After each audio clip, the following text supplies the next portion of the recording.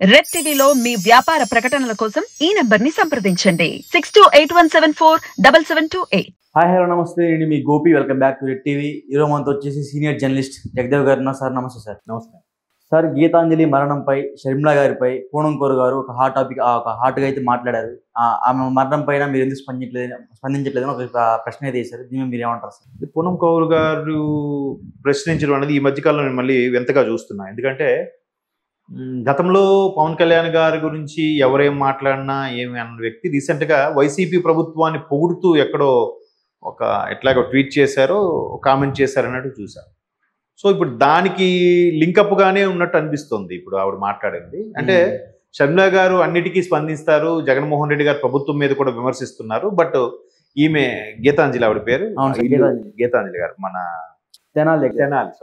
తెనాలిలో ఇల్లు రావడం విషయం ఆవిడ ట్రోల్స్ చేశారు. అందువల్ల ఆవిడ బలవన్మరణానికి పాల్పడింది అన్నట్టు కూడా ఉంది. సో అవి ఇవిడికి కనబడట్లేదా అని పూనం గారు షర్మిలా గారికి అన్నారు. అంటే ఇండైరెక్ట్గా వైసీపీకి ఫేవర్గా మాట్లాడినట్టు అనిపించింది. అంటే ఇంతకుముందు కూడా వైసీపీ ఫేవర్గా మాట్లాడారు కాబట్టి, లేకపోతే నేను ఆవిడ అటువైపు స్టాండ్ తీసుకుంటారు అనుకోలేదు. అది పక్కన పెట్టండి. అయితే ఇప్పుడు రాష్ట్రంలోనూ దేశంలోనూ చాలా వరకు అబలలు, అదే ఆడపిల్లలు అబలలా అయిపోయి బలవడం చాలా సమయం చూస్తున్నాం. అందరూ అన్నిటికీ స్పందిస్తున్నారా అంటే లేదు. ఇప్పుడు ఇదే ఆవిడ షర్మిలా గారు స్పందించారు అనుకుందాం, ఏమ్మా గతంలో ఎన్ని జరిగాయి అప్పుడు నీకు ఇవి కనబడలేదా అని అంటారు వీళ్ళే. స్పందించకపోతే మీకు ఇవేం కనబడలేదా అంటారు. ఎలా ఉండాలి మనిషి అనేవాడు? మాట్లాడితే వాగుడుకాయ అంటున్నారు, మాట్లాడకపోతే ఇంట్రావర్ట్ అంటున్నారు. ఏది కరెక్ట్? రజనీకాంత్ గారు అన్నట్టు నోరు పారేసుకొని ఊరు లేదు, మొరగని కుక్క లేదు, ఈ రెండు లేని ఊరే లేదు అన్నట్టుగా అన్నాడు ఆయన. అవును, అంటే నోరు పారేసుకుని మనిషే లేడు, పారేసుకోకుండా ఉండని మనిషే లేడు, మొరగని కుక్క లేదు, ఈ రెండు ఉన్న ఊరే లేకుండా లేదు, అలా అయిపోయింది పరిస్థితి అన్నట్టు కూడా అన్నాడు. అలాగా ఎలా ఉండాలో కూడా మీరు సొసైటీ డిసైడ్ చేస్తే ఎలా? మరి మీకంటూ సొంత అభిప్రాయాలు ఏమి ఉండవు. కాబట్టి ఇప్పుడు కాసేపు షర్మిలా గారు స్పందించలేదు, అది పక్కన పెట్టండి. ఆవిడ కేవలం ట్రోల్స్ వల్లే చనిపోయింది అనుకుందాం. బట్ దాన్ని నేను టీడీపీ వాళ్ళు కూడా ఏమంటున్నారు, టీడీపీ వాళ్ళు ఎందుకు స్పందించారంటే ఆల్రెడీ వైసీపీ వాళ్ళు TDP Janasena social media mafia ఏదైతే ఉందో దానివల్ల ఇవి బలవన్మరణానికి పాల్పడింది అన్నట్టు కూడా వేస్తున్నారు. దానికి వాళ్ళు కౌంటర్ ఏమి ఇచ్చారంటే, యాక్చువల్గా ఆవిడ 7వ తేదీన చనిపోయింది, బలవన్మరణంగో లేదంటే పడిపోయిందో ఎవరు తోసారో ఏంటో తెలియదు మాకు, చనిపోయారు. 8వ తేదీ నుంచి మేము ట్రోల్ స్టార్ట్ చేశాము, ఇవాళ నిన్నటికి 12వ తేదీ, మాది ఎలా అవుతుంది అన్నట్టుగా వీళ్ళు అంటున్నారు. ఇంకొక ఆయన ఏమంటాడు, ఇప్పుడు జగన్మోహన్ రెడ్డి గారు ఎన్నో వాగ్దానాలు చేశారు, అవన్నీ ఫుల్ఫిల్ చేయలేదు, లోక్సభ ఎక్కువ స్థానాలు తెచ్చుకుంటే కేంద్రం మెడలో ఉంచి స్పెషల్ స్టేటస్ తెస్తామన్నారు, తేలేదు, స్పెషల్ ప్యాకేజీ అనౌన్స్ చేపిస్తామన్నారు, చేయలేదు, 72% పూర్తయిన పోలవరం ప్రాజెక్టును మేము వచ్చాక 6 నెలల్లోనే పూర్తి చేస్తాము, లేదంటే వెంటనే అసెంబ్లీ సాక్షిగా అనిల్ కుమార్ యాదవ్ గారు కూడా వీళ్ళు ఫినిష్డ్ ఆన్ డిసెంబర్ అని అన్నారు, 2020 డిసెంబర్ అని కదా, 20 డిసెంబర్. అది ఇప్పటివరకు అవ్వలేదు. తర్వాత మేము వచ్చాక మద్యపాన నిషేధం పూర్తిగా నిషేధిస్తామని కూడా చెప్తాం అన్నారు, అది అవ్వలేదు. వీటి మీద ఎన్ని వెటకారాలు, ఎన్ని వ్యంగ్యాలు వచ్చాయి. అవును కదా, మరి ఆయన ధైర్యంగానే ఉన్నాడుగా. మరి ఇదే పవన్ కళ్యాణ్ మీద కూడా చాలా, చంద్రబాబు నాయుడు గారి మీద కూడా చాలా గుండు కొట్టించాడు. ఆయన ఏ వాగ్దానాలు చేయలేదని, రకరకాలుగా లోకేష్ గారిని పప్పు అని, ఎందుకు పనికిరాడని, కమిడియన్ అని, పప్పు శుద్ధగాడని, రకరకాలుగా చాలా మనం చూసాం ట్రోల్స్. మహా అయితే ట్రోల్స్లో ఏముంటాయి, రవితేజ గారిది ఎక్స్ప్రెషన్ ఎలా పెట్టి, రవితేజ గారిది ఎలా పెట్టి ఎక్స్ప్రెషన్ అయ్యో అని అరుపు వస్తుంది.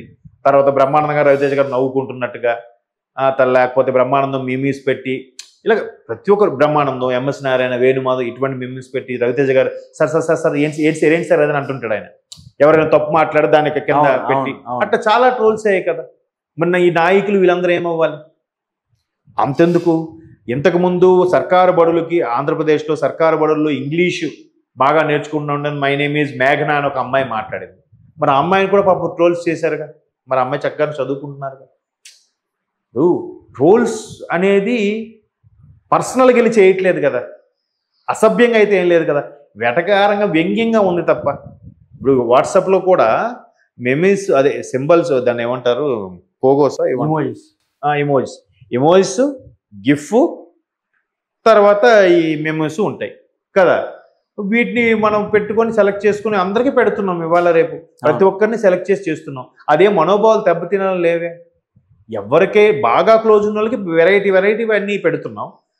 మోస్తరుగా పరిచయం ఉన్న వాళ్ళకి సింబలు, ఈ సింబలు, డల్ ఉన్న సింబలు పెట్టుకుంటున్నామా లేదా? అవును, ఖండించలేక.